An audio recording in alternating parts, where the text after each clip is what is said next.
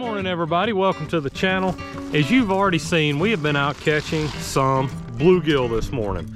Just taking them out of a cooler bag where I've had them iced down at.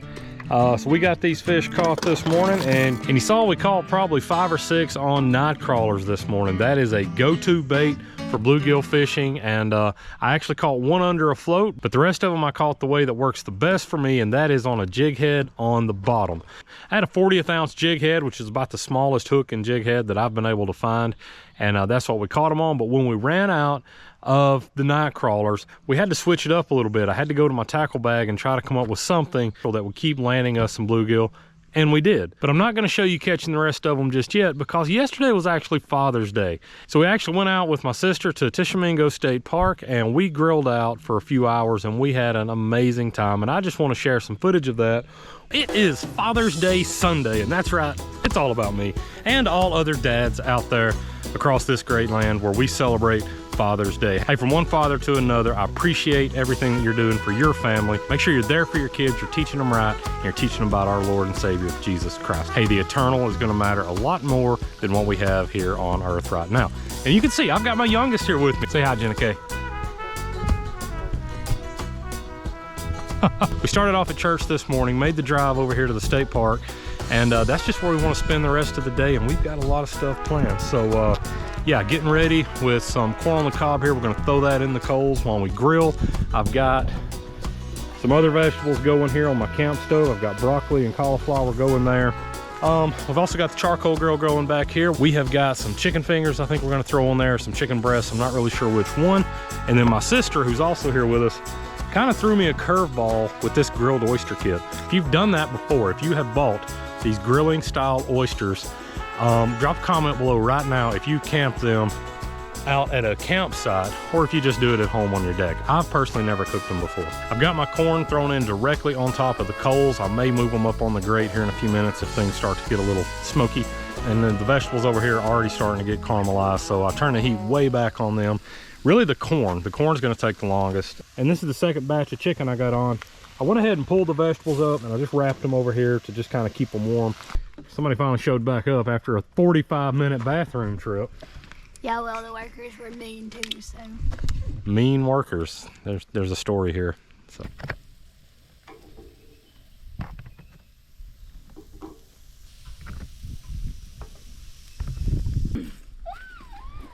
Did it get on you? Just in case you were wondering who that was. Yeah.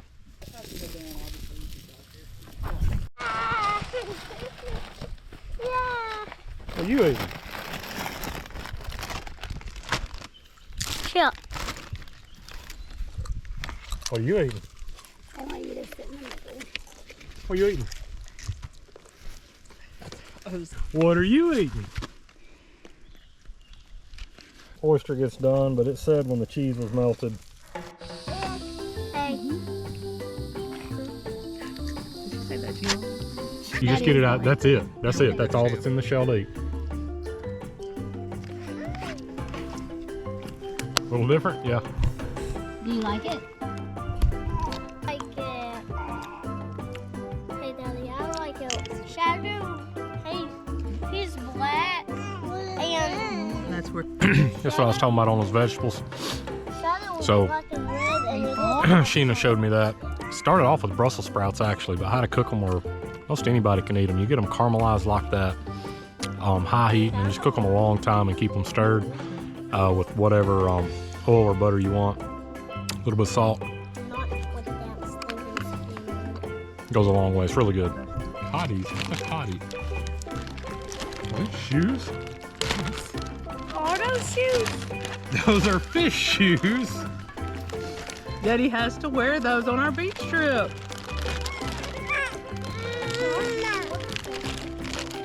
Can't even get them out of the way.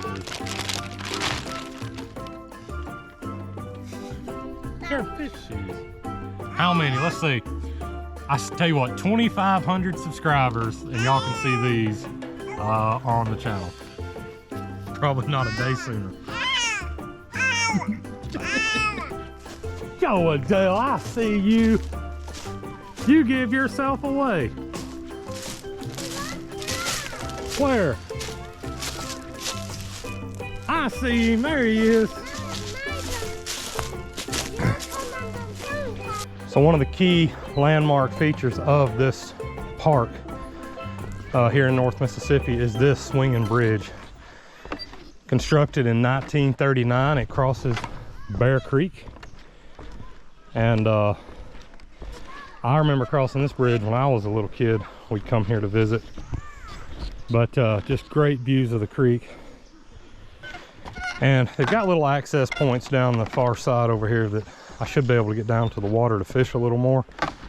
And anyway, it is a swinging bridge, which is kind of sketchy if you got more than one person on it, but it's not too bad.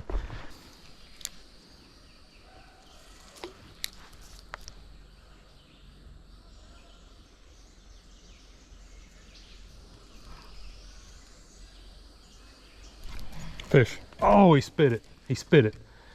Oh, we had one on right there. Spit it out. Could have been a oh man, he jacked my rig up.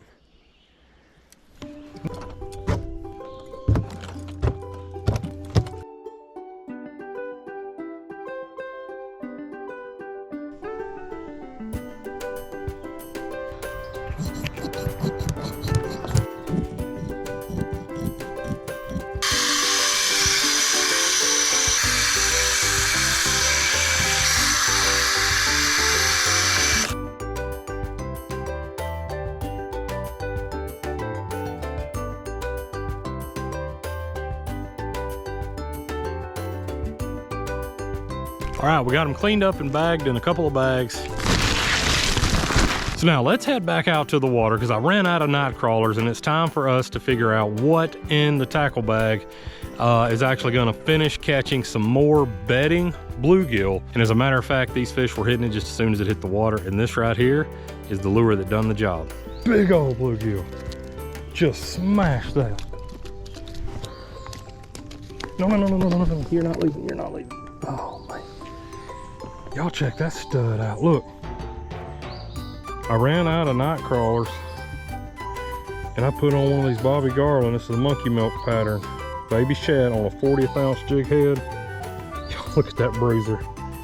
Man, that's a stud and a half. I think I may have finally found their bed.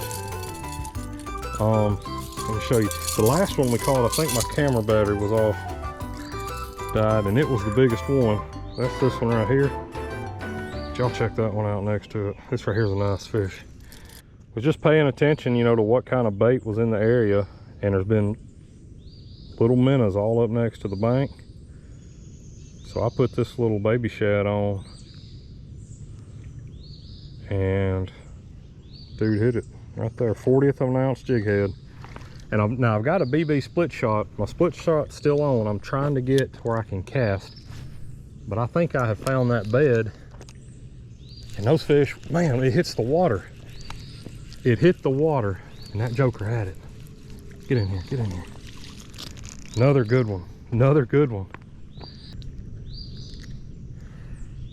That right there, man, that's hand sized, and yeah, that is a nice little bluegill.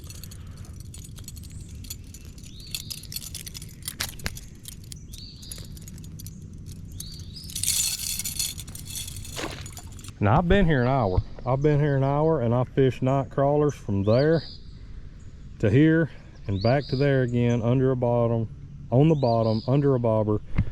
And I finally ran out. I had 4 fish when I ran out, and I tied on this Bobby Garland.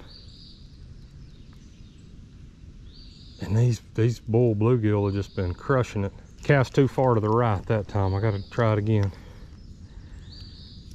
Hopefully there's about 4 or 5 more of them in there.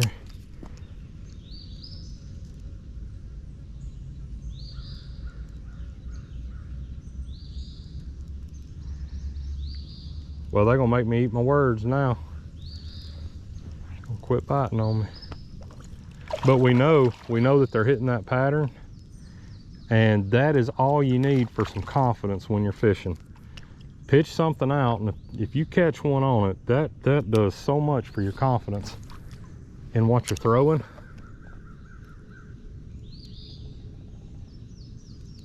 Because a lot of times, you know, we just think it's a blind cast with whatever. We don't know if the fish even like that color. But we just caught 2 in a row. I just missed one. We just caught 2 in a row on this little lure. And man, that's honestly, that can be enough to get you pitching it all day long. Hit it but didn't stay on. We may try something. I've got a little something I've been wanting to try, see if it makes a difference. You know, we caught what? Those 2 big ones back to back out of one hole right there, and we're getting hit, but we're getting short striked. We're gonna see if we can do something to spice this thing up a little bit. I've got some of this stuff right here. Some chartreuse spiket. It's garlic flavored, or garlic scented. I don't know if it's flavored or not, I've never tried it. We're gonna dip the tail of that.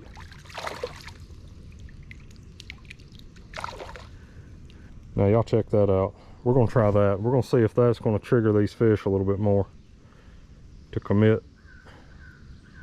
And my hook's not exactly how it needs to be. I may need to tie on a new jig head. But we're gonna see if that little tail will get us in another fish.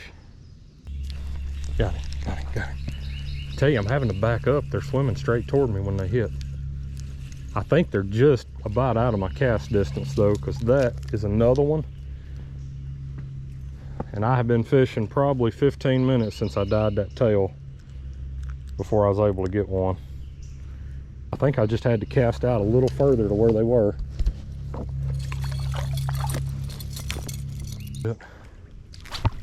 Basically trying to get under that mimosa tree way out there, but oh, there he is again. 2 in a row after I've been fishing 15 to 20 minutes and couldn't even catch one. 2 in a row, just smacked it right there. There's another one. He ain't quite as big, but he's gonna work.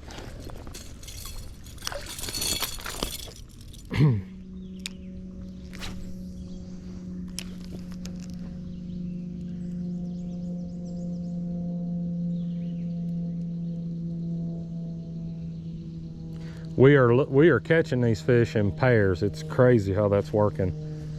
When I first tied on this lure, we caught 2 back to back, and then I fished for nearly 20 minutes and just got a couple little bites in other places, but I put it back in the first spot and we got 2 back to back.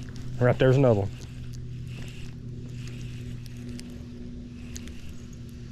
That honestly feels like that could be the biggest one today, but not quite. God, he's good though, man, he's good. He's decent sized, yeah. Check that one out.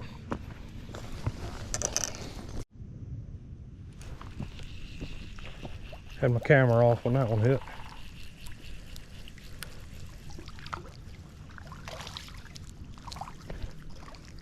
Another good one. Another good one right there.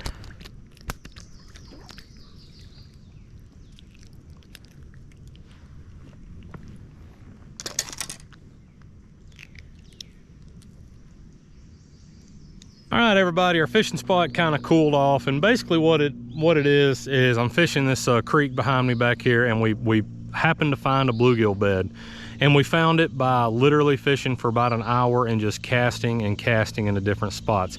I had a whole container of night crawlers when I got here. We caught maybe 5 fish on night crawlers, 1 under a float. Most of them were on the bottom on a jig head, the way you know that I like to fish for them anyway. But the biggest problem we were having was a bunch of bites and no fish. And I had a guy comment the other day, he's like, well, you need a smaller hook. I had a 40th ounce jig head and hook on there, so the hook wasn't the problem. I think it was bait size. They wouldn't bite unless it was a larger piece of night crawler, but they would only bite the end of it. They wouldn't get up on the end that had the hook in it. So this morning though, here's what we wound up with. We've got about 10 or 12 good size, you know, good hand size eater bluegill. But I'm not keeping them for myself today. I'm not even gonna let the boys eat them. I actually have a plan for these fish, but first of all, we gotta make a phone call.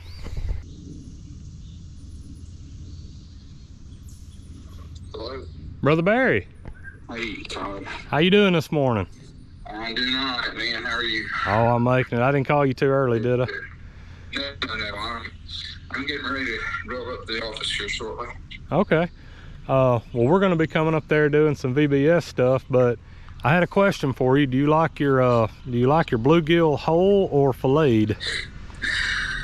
I can fry them whole. All right, whole. You got them whole then. Okay. I've got a 10 or 12 here. Guts and all, or are they cleaned, or do you want me to clean them? No, I'll clean them for you. I'll clean them. I just didn't know if you want them filleted or not. No, heck no, I can deal with those bones. Well, that'll be great. I'll cook some of those this week. I've got a gas burner and a propane bottle, and I've got a big old deep cast iron thing I cook them in outside. Awesome. Well, I got 10 or 12 of them here. I'm gonna bring them to you when we come up there. Well, that'll be great. All right, I'll be up there probably about 45 minutes or so. Okay. All righty. We'll see you. All right, thank you, buddy. Bye. All right, so that was my preacher, and you know, he knows that I film, he knows that I do YouTube and I fish a lot, so usually when I see him, he's got something to say about bluegill or brim, and I don't think he would mind me putting that on a video that I just called him up and offered him these fish this morning. So something that I kind of had planned to do if I did find some this morning. I was actually looking for some large shell cracker. I had heard that there were really nice shell cracker here, but I don't think the water's just right for how they are supposed to be when you catch them here. I don't know, but we found some bluegill. So yeah, we're gonna take those to the preacher here in a little bit.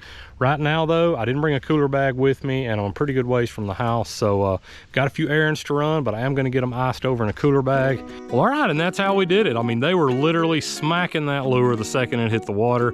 You know, I wonder sometimes, would they have hit anything I threw at them? But that bait matched what I was seeing in the water up next to me, and that's what you got to be paying attention to. There were minnows up close. With the clarity of the water and what I could see on the minnows, that was the closest color match I could find. And when we threw it out, boom, boom, the first two fish came in. When things got a little bit tough, hey, we spiced it up a little bit. We dipped that tail in that chartreuse spigot with the garlic scent, and we managed to land just a few more. And it's all about just adapting to what's going on around you so you can keep bringing in a few more fish. So we got 11 total on the stringer, cleaned up in the bag. But hey, that's gonna be all I've got for you today. I hope you enjoyed the video. Hit that like button, smash that subscribe button, comment below what you want to see, and we'll catch you next time right here on the J Line.